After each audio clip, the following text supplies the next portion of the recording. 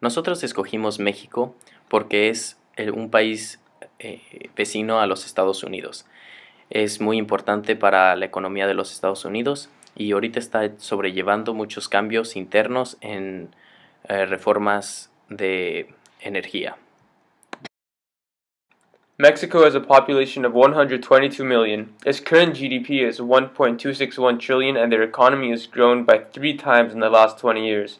Mexico is a member of the G20, a group for major and emerging advanced economies, as well as APEC. Mexico is considered as an emerging market with lots of growth in recent years. However, it is important to not underestimate their economy, being the 14th biggest in the world.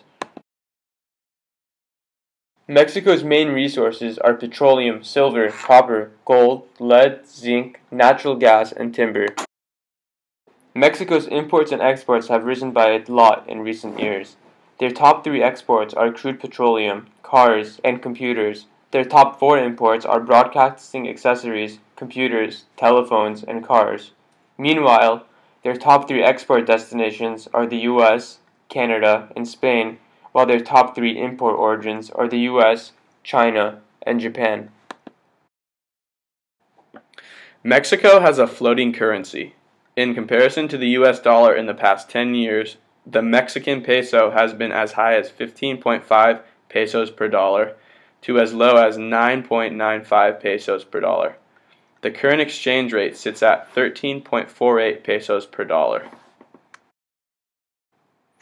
In more current years, the exchange rate has seen a low of 11.7 pesos per US dollar and a high of 13.63 pesos per US dollar.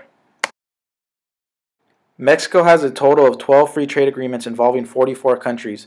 These include agreements with most countries in the Western Hemisphere, including the United States and Canada, under the North American Free Trade Agreement.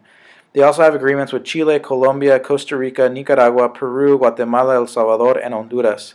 In addition, Mexico has negotiated free trade agreements outside the Western Hemisphere and entered into agreements with Israel, Japan, and the European Union.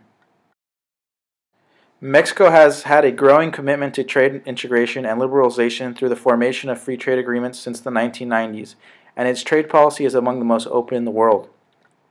On June 18, 2012, President Barack Obama announced that an invitation was extended to Mexico to join the ongoing negotiations for the Trans-Pacific Partnership, TPP, a proposed free trade agreement involving the United States and 8 other countries.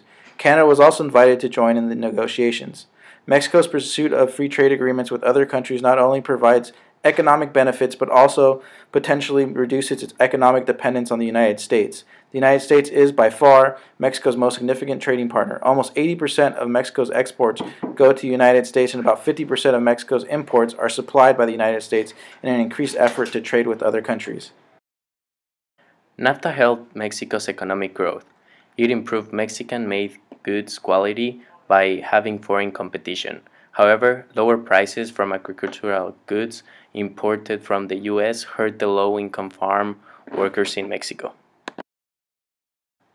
3/4 of the foreign direct investment is in manufacturing, with mining, commerce, hotels, and construction receiving smaller amounts. The country's FDI levels are expected to remain buoyant in coming years as legal overhauls in areas such as energy and telecommunications start to be implemented. For the first time in over 75 years, foreign and private oil companies will be allowed to produce oil and gas in Mexico. Today, Mexico's president wants to open the doors to foreign oil investors.